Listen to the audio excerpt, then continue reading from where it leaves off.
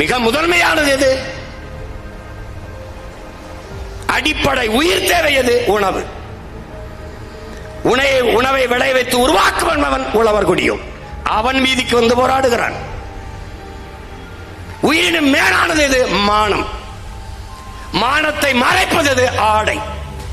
ஆடையை நெய்து தருபவன் எவன்? நெசவாளி.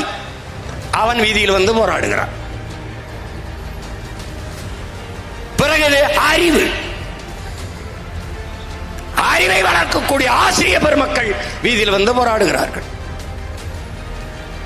பிறகு உயிர். உயிரை காக்கக்கூடிய மருத்துவ பெருமக்கள் வீதியில் வந்து போராடுகிறார்கள்.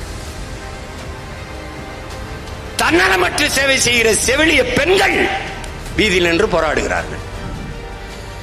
எல்லோரையும் வீதிக்கு வர வைத்து விட்டு இந்த ஆட்சியாளர்கள் சொல்கிறார்கள், நல்ல ஆட்சி கொடுத்துக் கொண்டிருக்கிறோம் என்று சொல்கிறார்கள். எந்த நாட்டிலே அன்பு சொந்தங்களே உழவர் குடியோன், நெசவு குடியோன், ஆசிரியர் பெருமக்கள் போற்றப்படுகிறார்களோ அந்த நாடுதான் சிறந்த நாடு என்பதை என் அன்பு தம்பிதங்கள் புரிந்து கொள்ள வேண்டும். எந்த சமூகத்தில் ஆசிரியன் போற்றப்படுகிறானோ, மதிக்கப்படுகிறானோ அந்த நாடு அறிவார்ந்த சமூகமாக வளர்கிறது, வாழ்கிறது என்று பொருள். எந்த தேசத்தில் உழவர் குடியோன் போற்றப்படுகிறானோ அந்த நாட்டில் வறுமை இல்லை, பசி இல்லை, வளமையான நாடாக அந்த நாடு வாழ்கிறது, வளர்கிறது என்று பொருள்.